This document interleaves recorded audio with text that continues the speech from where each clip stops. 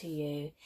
I'm a little late getting this out, but I like to do these big portals on the day so I can really kind of harness in the energy. And what's been interesting is certainly the last week I've been feeling the energy pick up, and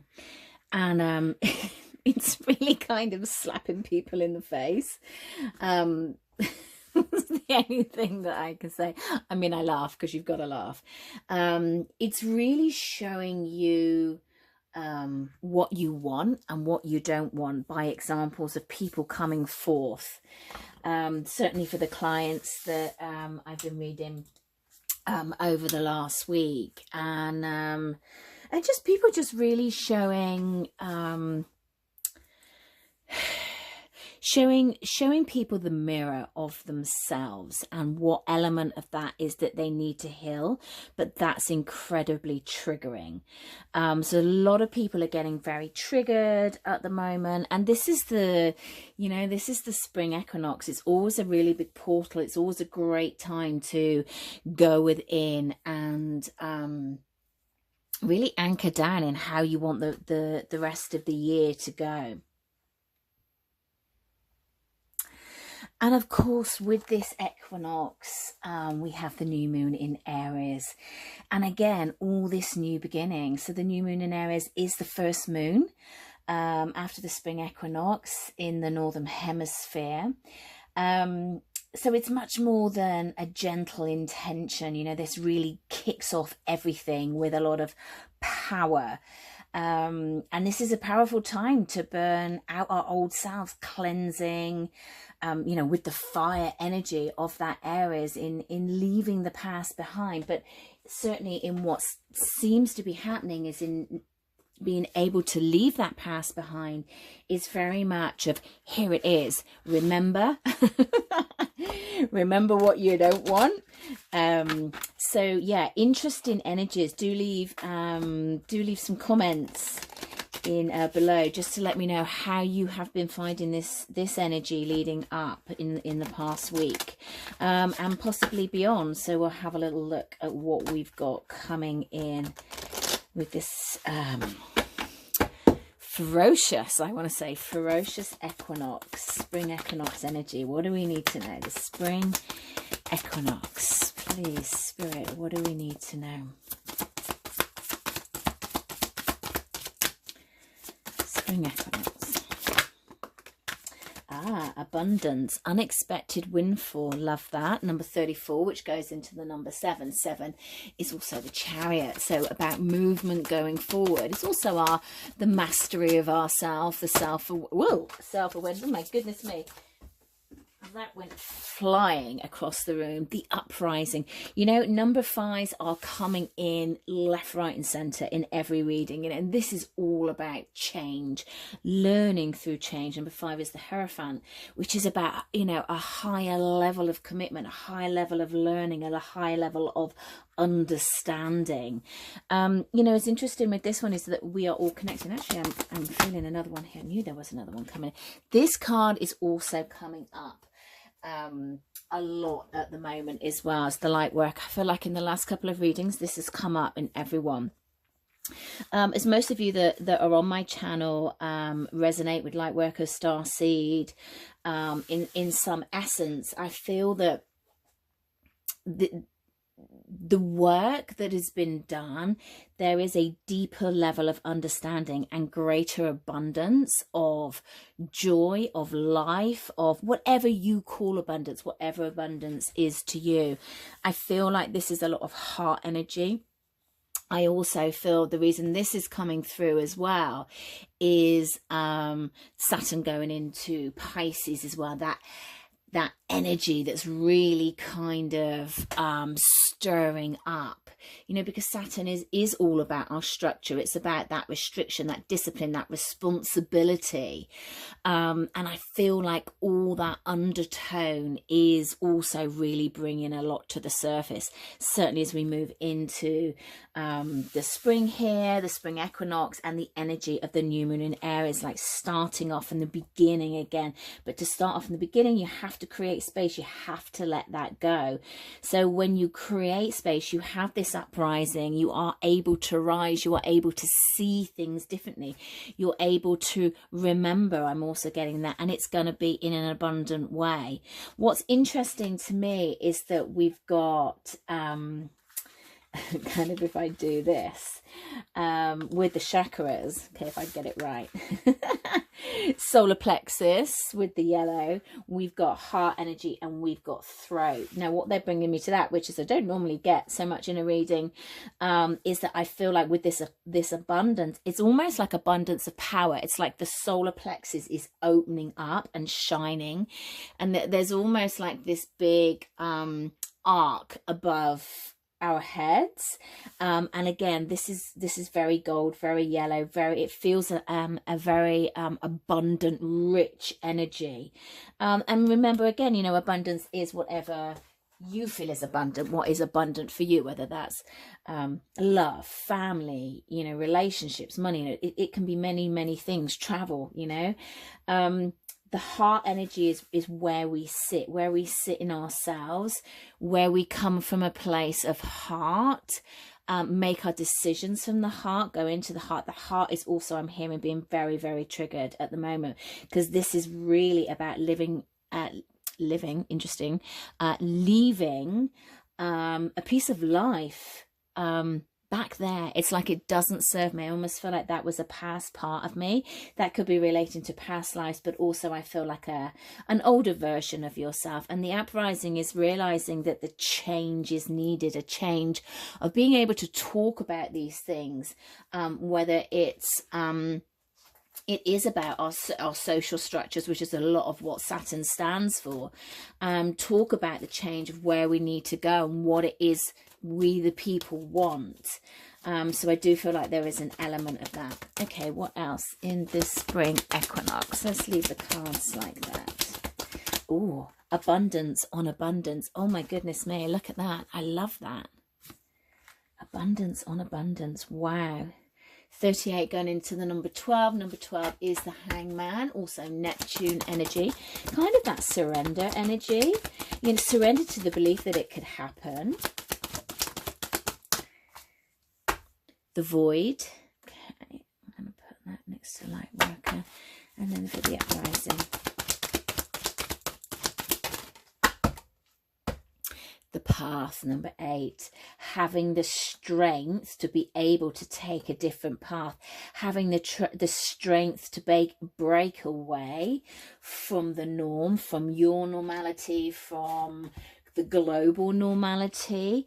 And there might be a lot that you can't see with this void, but again, it's that number 1, the Magician energy. It's like creating the path that you want, creating the light that you want, creating how you want to serve both yourself and everyone that's in it. Okay, so we've got 2 here. We've got Pluto, we've got Vesta. Let's get one more. I'm not too sure where they go yet. Okay, and we've got Taurus, Cultivate. I'm just going to leave them like that, actually, because as they came out like that, let's leave them like that. So I did just quickly grab the book here because I wanted to see what Vesta Hearth has to say. And it's interesting that Vesta calls you to be the hearth fire. And remember that we've got this new moon in Aries, which is the fire sign, to share yourself for the benefit of all, but still have enough energy to left to live healthfully and give again another day. It's the second largest, brightest asteroid between Jupiter and Mars, and was named after Vesta, the oldest goddess of hearth. You know, it's that feminine energy, it's that fire energy. With the Pluto here, that we've got this transformation, and also kind of transformation of the underworld. The Plutonic energy can be a little bit darker, lower vibration, a little bit of that heavy stuff. You know, what I was saying in the beginning. It's like that mirror that's being sort of smacked in your face. They're going, look at this. This is what you need to look at. You know, it's not that there's a nothingness. It's interesting that the void and Pluto sit in between, you know, either side of the light worker. It's like the light, the heart. You might not see where you're going. You might be drawn into some lower vibrations. You know, life is very much, you know, highs and lows. I was talking to a client about that this morning. You know, we're never just sort of skipping through the daisies. It's like what our triggers are, what knocks you off. That's what's being shown to you, and asking why that's being brought to you and what's it showing to you. And of course, with the Taurus, you know, Taurus is kind of asking you to hold still, dig in, grow roots, strengthen them over time, and kind of manifest in this practical way. So it's like, don't feel like you've got to rush in. Don't feel like you need to know all the answers. Abundance is coming, and it's coming with this kind of fire energy. Another 5 again here. So as I said, lots and lots of 5s coming out. So really interesting energy, and will completely make sense to what I've been seeing in my client readings, and you know, and in my own personal reality as well. So let's just get a little bit more energy in this wonderful spring equinox. What else do we need to know for this wonderful spring equinox? Let's just get the overall energy. Can you tell us some more on this abundance that's coming in? This abundance that's coming in. What else can you tell us for my lovely warriors? What do we need to know for this abundance that's coming in? Oh, that just kind of another 5. See what I'm saying? Like 5s everywhere.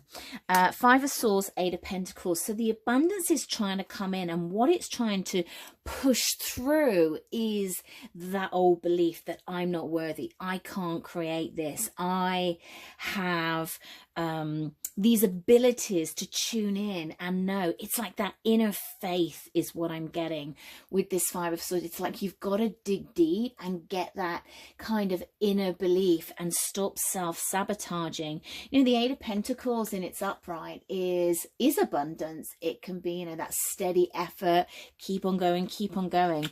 But with the 5 of Swords, it's almost like I've worked and worked and worked, and then I kind of do this self-sabotage, and I don't ever really see what I'm feeling, which is very interesting as well. Of course, this is the number 11 as well, which is justice, which is that balancing out. If you let it, you know, let the balance come in, let the change come in.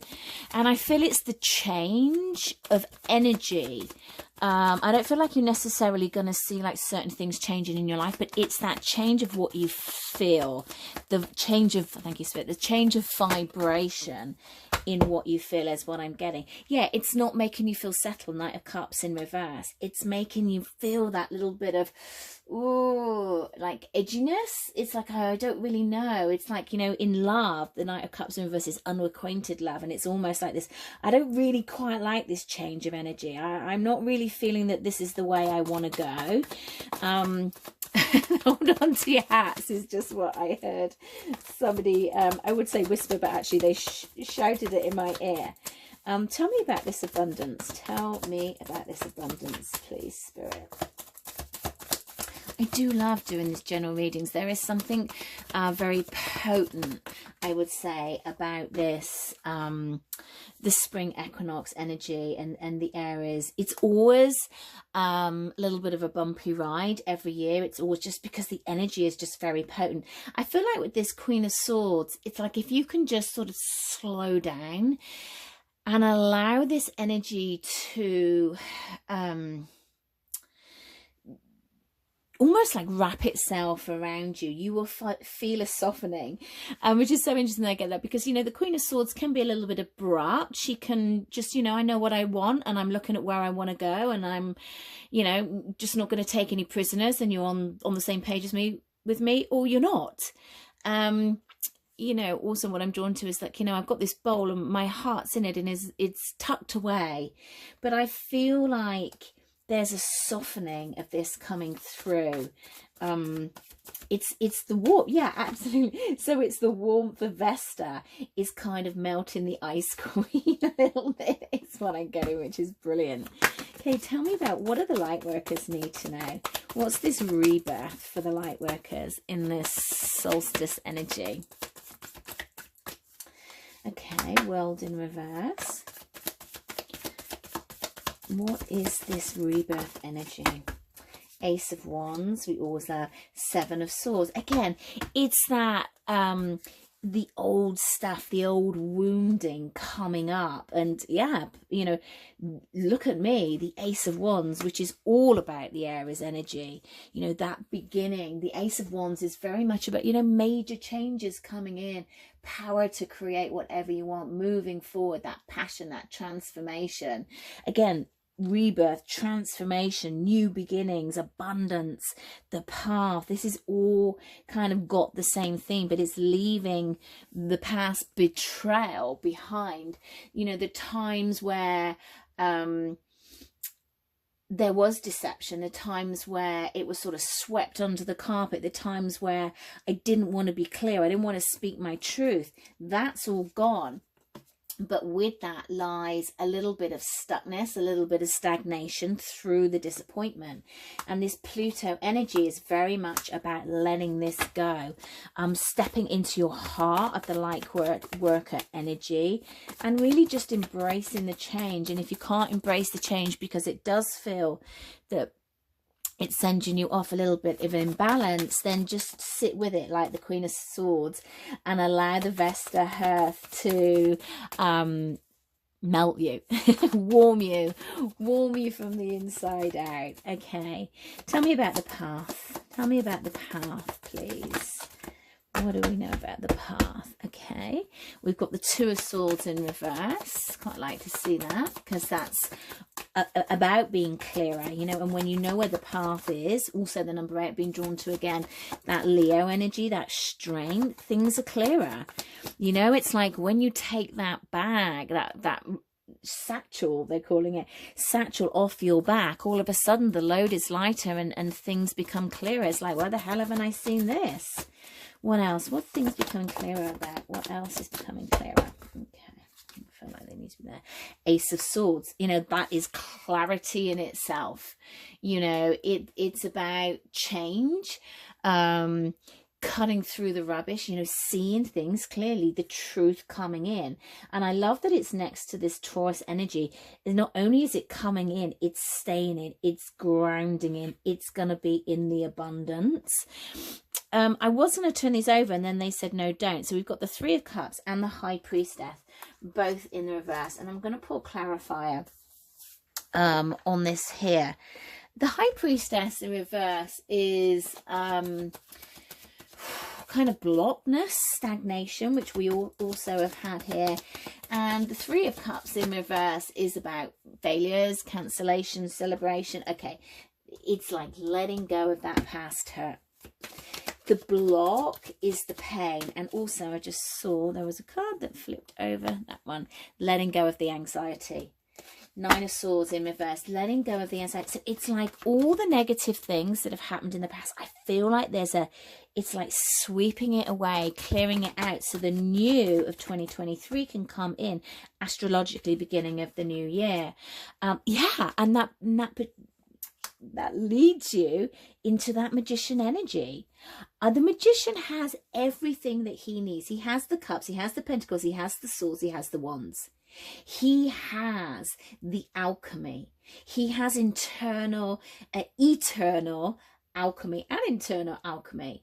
He has everything that he needs.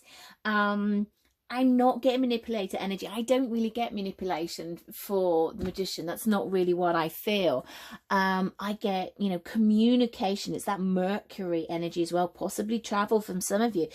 We've got the King of Pentacles on the bottom. And I love that that's there as well, because that is that grounding energy. That is that abundance. It's somebody that has abundance, has success, has that wealth, but is also grounded, which I also love. And it is that, you know, these are matched. God, I can't get my words out.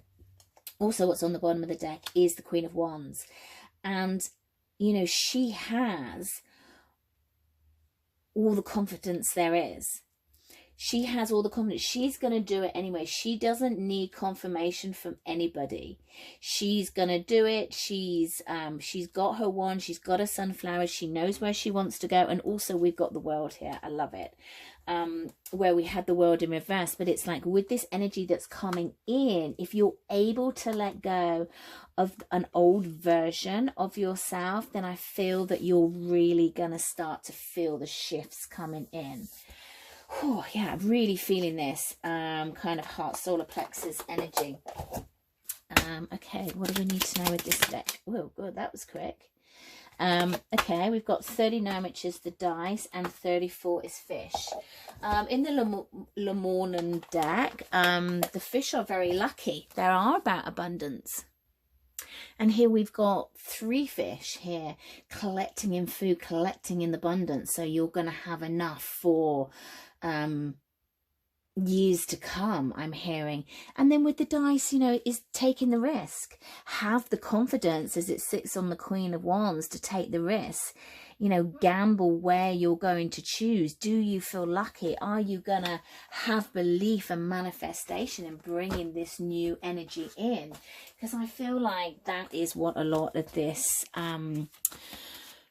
spring equinox energy is about. So I just think these cards got a little bit wet. Let's get some guidance from Spirit. Really interesting energies coming through. Okay. Guidance, please, for my lovely warriors.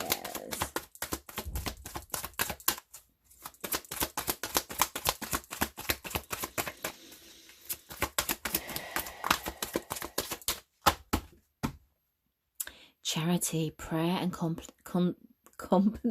my goodness me, I need to put my teeth back in. My goodness me. Contemplation. Thank you. I was praying for Spirit to enable me to say that properly. Oh dear. Connect with heaven. Ask and you shall receive. This is, you know, this is really what this is all about. You know, having the belief that you can manifest things in, even when what you're seeing may not feel as abundant as you wish. But I do feel that there's a lot, look at this heart, all these, the pink is just popping out for me. A lot of heart alignment that's going on at the moment. So you may be feeling this in past hurt, past traumas, past disappointments as well is the other word that comes up. But focus on the positive, focus on the now, focus on the growth and how beautiful roses are, and allow your heart to open and sit in that energy of your divine beauty and love. I leave you there with so much love and light. Take care.